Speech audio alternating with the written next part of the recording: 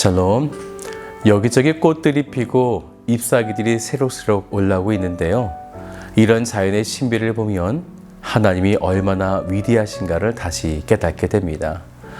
하나님의 창조물들을 바라보며 하나님의 위대하심을 경험하시는 오늘 복된 성도들 되시기를 주님의 이름으로 축복합니다. 오늘 말씀은 호세아 12장 말씀 되겠습니다. 제 12장.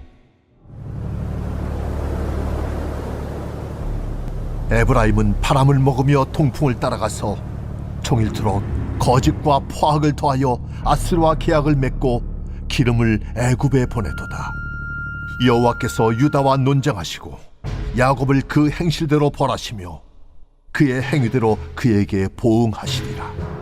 야곱은 모태에서 그의 형의 발 뒤꿈치를 잡았고 또 힘으로는 하나님과 겨루되 천사와 겨루어 이기고 울며 그에게 간구하였으며 하나님은 베델에서 그를 만나셨고 거기에서 우리에게 말씀하셨나니 여호와는 만군의 하나님이시라. 여호와는 그를 기억하게 하는 이름이니라. 그런즉 너희 하나님께로 돌아와서 인애와 정의를 지키며 항상 너의 하나님을 바랄지니라. 그는 상인이라 손에 거짓 저울을 가지고 속이기를 좋아하는도다. 에브라임이 말하기를 나는 실로 부자라 내가 재물을 얻었는데 내가 수고한 모든 것 중에서 죄라 할 만한 불의를 내게서 찾아낼 자 없으리라 하거니와 네가 애굽 땅에 있을 때부터 나는 네 하나님 여호와니라. 내가 너로 다시 장막에 거주하게 하기를 명절날에 하던 것 같게 하리라. 내가 여러 선지자에게 말하였고 이상을 많이 보였으며 선지자들을 통하여 비유를 베풀었노라. 길르앗은 불의한 것이냐? 과연 그러하다. 그들은 거짓되도다. 길갈에서는 무리가 수송아지로 제사를 드리며 그 제단은 반리랑에 쌓인 돌무더기 같도다. 야곱이 아람의 둘로 도망하였으며 이스라엘이 아내를 얻기 위하여 사람을 섬기며 아내를 얻기 위하여 양을 쳤고 여호와께서는 한 선지자로 이스라엘을 애굽에서 인도하여 내셨고 이스라엘이 한 선지자로 보호받았거늘 에브라임이 경노하게 함이 극심하였으니 그의 주께서 그의 피로 그의 위에 머물러 있게 하시며 그의 수치를 그에게 돌리시리라.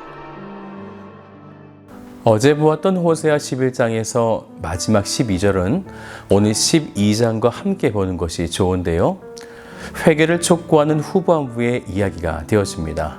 먼저 호세아 11장 12절을 이렇게 시작하죠.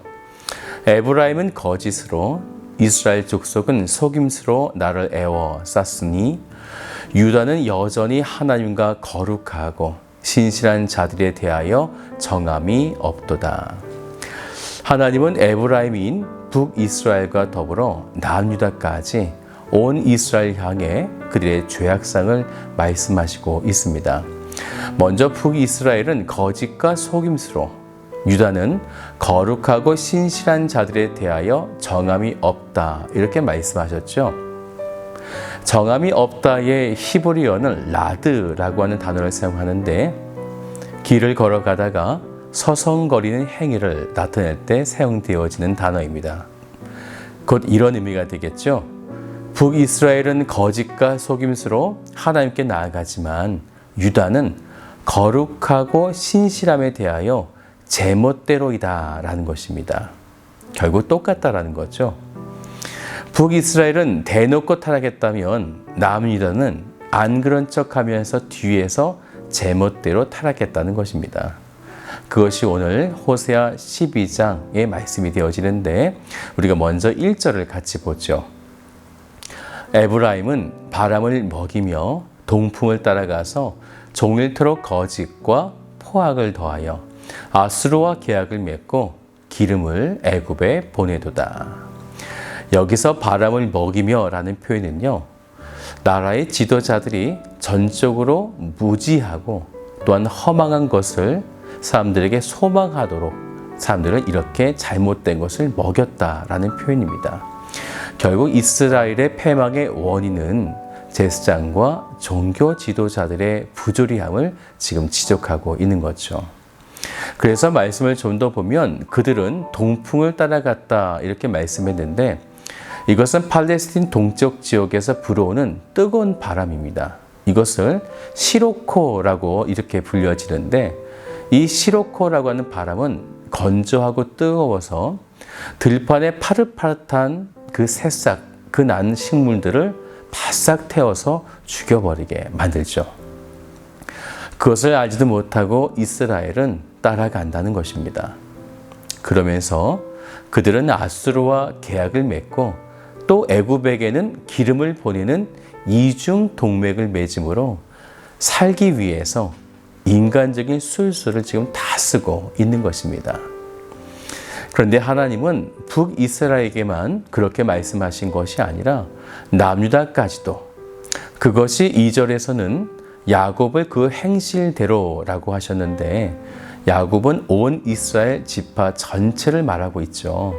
그들 전체가 그들이 행한 행실대로 하나님의 보응을 받게 될 것이다 라는 것입니다.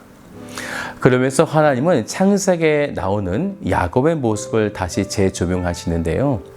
야곱이 모태에서 태어날 때 그때 상황을 보면 형 에서의 발꿈치를 잡았던 사건, 그리고 힘으로 하나님과 겨루었던 일, 어떻게 보면 하나님의 옛 일을 회상하는 것 같아 보이지만 이것은 그런 뜻이 아니고요. 야곱의 욕심과 탐욕을 보여주고 있는 것입니다. 끝까지 복을 차지하려고 했었던 야곱, 이스라엘은 그들의 복을 위해서라면 우상도 마다하지 않는, 수단과 방법을 가리지 않는 그들의 모습을 야곱을 통해서 지금 비유하고 있는 것입니다. 하지만 이 말씀에는 긍정적인 측면도 있습니다. 그것은 야곱처럼 이스라엘이 하나님의 복을 얻고자 침노하라라는 것이죠. 야곱이 얼마나 하나님의 복을 얻고자 노력했는가. 그래서 4절을 보면요, 천사와 겨루어 이기고 울며 그에게 간구하였으며, 그래서 하나님은 그 간구하는 그 장소에서 만나셨고 거기에서 우리에게 말씀하셨는데, 그곳이 어디인가? 바로 베델이라고 하는 그 지역이 되어집니다. 베델, 이 뜻이 어떤 뜻인지 아십니까? 하나님의 집이란 뜻을 가지고 있어요. 그런데 이 하나님의 집, 이 베델에서 안타깝게도 북이스라엘은 무엇을 했냐면 우상을 섬겼던 것이죠. 금송아지를 세워놓고요. 그러니 이스라엘 백성들은 이렇게 야곱을 선대하시며 그에게 말씀하시고 복을 주셨던 것처럼 우리도 그의 이름, 만군의 여호와 하나님의 이름을 영원히 기억하자라는 것입니다. 그러면서 다시 한번 호세아는 호소하게 되어지죠. 6절을 보세요. 그런즉 너의 하나님께로 돌아와서 인애와 정의를 지키며 항상 너의 하나님을 바랄지니라. 아직 기회가 있음을 말하고 있는 것입니다. 돌아오라는 거죠. 그리고 항상 여호와 하나님만 바랄지니라. 하지만 안타깝게도 7절부터 10절까지의 모습을 보면 그들의 풍요에, 그 교만으로 인해서 출애굽의 광야 시절과 같은 유리하는 신세로 회개하게 될 것을 이제 경고하시게 되어집니다. 그것이 9절의 말씀인데요. 내가 애굽 땅에 있을 때부터 나는 내 하나님 여호와니라. 내가 너로 다시 장막에 거주하게 하기를 명절날에 하던 것 같게 하리라. 여기서 명절날은요, 장막절을 말하고 있습니다. 하나님이 정해주신 절기 중에서 이 장막절은요, 7일 동안 초막에 들어가서 그곳에 7일 동안 사는 거예요. 그러면서 광야 시절 때에 주신 그 은혜를 기억하며 상기시키는 절기가 되어집니다. 하나님은 그들에게 이 장막절과 같이 하시겠다는 거죠. 그것은 이제 아수르부터의 멸망하는 것을 말씀하고 있는데, 그렇게 되어 마치 장막절에서 하나님이 지금까지 주신 은혜를 상기하고 기억하는 바로 그때가 곧 올 것이다 라는 것이죠. 이렇게 하시겠다는 것을 하나님은요, 10절에 보면요, 선자들을 통해 이상으로 보이시고 비유로 말씀하셨다는 것이죠. 결국 하나님은 북이스라엘, 그 나라를 11절부터 14절까지 수치의 심판이 주어질 것이다. 이렇게 말씀하시게 된 것입니다.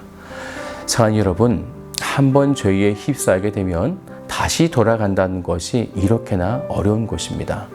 우리가 지금 성령의 통치를 받고 있음이 확실하다면 지금 바로 주께로 돌아가시는 복된 성도들 되시기를 주님의 이름으로 축복합니다.